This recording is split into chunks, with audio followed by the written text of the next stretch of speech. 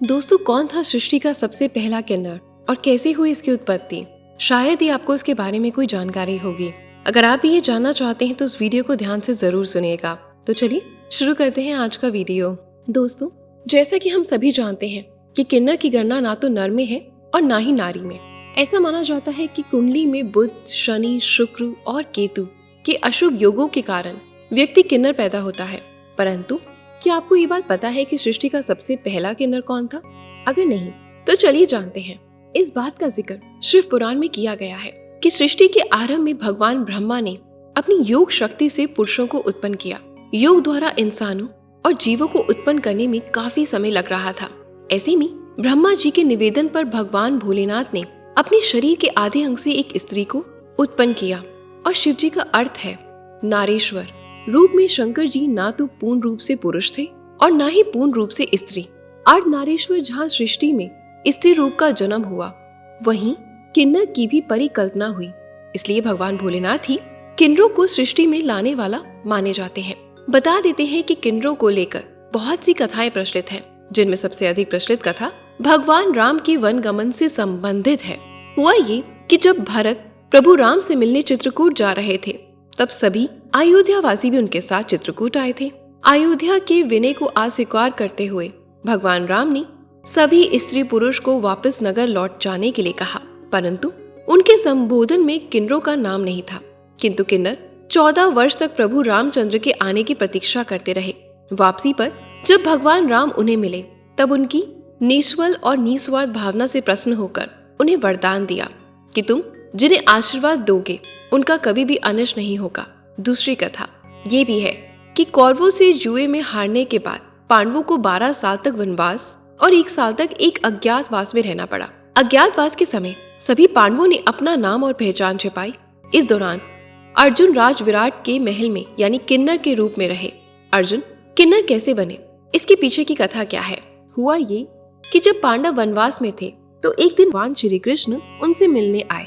तब प्रभु ने अर्जुन से कहा कि युद्ध के समय तुम्हें दिव्य शास्त्रों की आवश्यकता पड़ेगी, इसलिए तुम देवताओं को प्रसन्न करो। श्री कृष्ण की बात सुनकर अर्जुन तपस्या करने निकल पड़े। भगवान भोलेनाथ ने एक भील का रूप धारण करके उनकी परीक्षा ली और अभिभूत होकर उसे कई दिव्य शास्त्र प्रदान किए। इन सब बातों से प्रसन्न होकर देवराज इंद्र ने अर्जुन को स्वर्ग में आमंत्रित किया, जिसके बाद स्वर्ग में भी देवताओं ने अर्जुन को कई दिव्यास्त्र प्रदान करे। तब भगवान इंद्र उनको संगीत और नृत्य सिखाने के लिए चित्रसेना के पास भेजा। चित्रसेना ने भगवान के आदेश पाकर अर्जुन को संगीत और नृत्य की कला में निपुण कर दिया।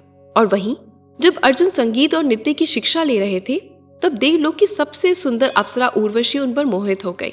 उर्वशी ने अर्जुन के सामने प्रणय निवेदन किया, लेकिन पूर्वांशा की जननी होने के चलते अर्जुन ने उन्हें माता के समान बताया। ये बात सुनकर उर्वशी को क्रोध आ गया और उसने अर्जुन को 1 साल तक किन्नर बनने का श्राप दे दिया। जब ये बात अर्जुन ने भगवान इंद्र को बताई तो उन्होंने कहा कि ये श्राप अज्ञातवास के दौरान वरदान का काम करेगा। श्राप के मुताबिक अज्ञातवास के दिनों में अर्जुन किन्नर के रूप में एक राजकुमारी की शिक्षिका बनकर रहे। इसके अलावा ज्योतिष शास्त्र के अनुसार बुध ग्रह नपुंसक माना जाता है, इसलिए हिजड़ों में बुध ग्रह का वास माना जाता है। यही कारण है कि बुध को अनुकूल बनाने के लिए किन्नरों का ज्योतिष शास्त्र में काफी महत्व दिया गया है। इनकी उत्पत्ति के विषय में भी 2 धारणाएं आती हैं। पहली, किन्नरों की उत्पत्ति ब्रह्मा जी की छाया या उनके पैर के अंगूठे से हुई है, और दूसरी, अरिष्ठा और कश्यप उनके आदि जनक पिता थे। बता देते हैं कि हिमालय का पवित्र शिखर कैलाश किन्नरों का प्रधान स्थान माना जाता है। वहाँ पे भगवान भोलेनाथ की सेवा करते हैं, तो उन्हें देवताओं का गायक और भक्त माना जाता है। इतना ही नहीं, ये यक्षों और गंधर्वों की तरह नृत्य संगीत में निपुण हुआ करते थे। पुराणों के अनुसार ये श्री कृष्ण के दर्शन करने द्वारका भी गए थे। भीम ने शांति पर्व में वर्णन किया है कि किन्नर बहुत सदाचारी होते हैं। और तो और महाकवि कालिदास के अमर ग्रंथ कुमार संभव के प्रथम स्वर्ग के श्लोक 11 और 14 में भी किन्नरों का मनोहारी वर्णन है। इसके अलावा अनेक विद्वानों और साहित्यकारों ने अपने शोध ग्रंथों, यात्रा पुस्तकों, आलेखों और कविताओं में किन्नर देश और किन्नर रहने वाले किन्नर जनजाति का उल्लेख किया है। आचार्य चाणक्य ने भी अर्थशास्त्र में उल्लेख किया है और पूर्व में मुसलमान शासकों द्वारा अपने रानियों के पहरेदारी के लिए किन्नरों को रखने के प्रमाण मिलते हैं।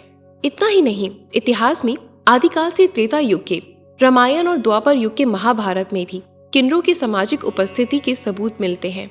सबूत मिलने के बाद भी व्यक्ति के रूप में समाज उन्हें उचित स्थान नहीं दे सका। जब इस दुनिया की रचना हुई तब से इस सृष्टि में किन्नर मौजूद है, जिसका उल्लेख कई पुराणों और पौराणिक कथाओं में किया गया है। लेकिन आज भी हिंदी साहित्य में किन्नर विमर्श आप परिपक्व अवस्था में है। लोग अभी भी उन्हें समाज का हिस्सा नहीं मानते और आम जन में कभी भी ये जानने का प्रयास नहीं किया कि किन्नरों को क्या और कैसा महसूस होता है। आपको ये बता देते हैं कि किन्नरों के कुछ वर्ग भी होते हैं। जी हाँ, उन्हें वर्गों में बांटा जाता है, नीलिमा, मनसा और हंसा। संपूर्ण किन्नर समुदाय की संरचना की दृष्टि से 7 घरानों में बांटा जाता है। हर घराने के प्रधान को नायक कहा जाता है। ये सभी नायक ही अपने गुरु का चुनाव करते हैं। इतना ही नहीं, महाभारत के समाज का प्रतिनिधि माना जाता है। इसके साथ ही आप ये जान लीजिए कि भारत के इस राज्य में किन्नरों का उत्सव मनाया जाता है। विलीपुर जिले के कुंभंग गांव में आवरण देवता का सबसे प्राचीन और मुख्य मंदिर है। कुंभंग गांव में हर साल तमिल नए साल की पहली पूर्णिमा को 18 दिनों तक चलने वाले इस उत्सव की शुरुआत होती है। इसमें देश भर और विदेशों से किन्नर आते हैं। पहले 16 दिनों तक काफी नाच गाना होता है और हर्ष उल्लास के साथ शादी की तैयारी करते हैं। 17वें दिन पंडित जी द्वारा खास पूजा होती है, जिसके बाद अरावण देवता के सामने मंदिर के पुजारी ईश्वर की तरफ से किन्नरों के गले में मंगलसूत्र पहनाते हैं। वे सभी देवता अरावण की मूर्ति से शादी रचाते हैं और अंतिम दिन यानी 18वें दिन सारे कोगम गांव में अरावण की मूर्ति को घुमाया जाता है और फिर उसे तोड़ दिया जाता है। उसके बाद दुल्हन बनी हिजड़े अपना मंगलसूत्र तोड़ देते हैं और साथ ही चेहरे पर किए गए सारे श्रृंगार को बिगाड़ देते हैं और बहुत रोते हैं, जिसके साथ ही इस उत्सव का समापन हो जाता है। तो मित्रों, आपने जाना कि किन्नरों से जुड़ी कुछ ऐसी रोचक बातें। अगर आपको हमारी कहानी अच्छी लगी हो तो वीडियो को लाइक और शेयर जरूर करें और ऐसी ही कुछ अच्छी कहानियां सुनने के लिए हमें अपना प्यार देते रहें। Thank you.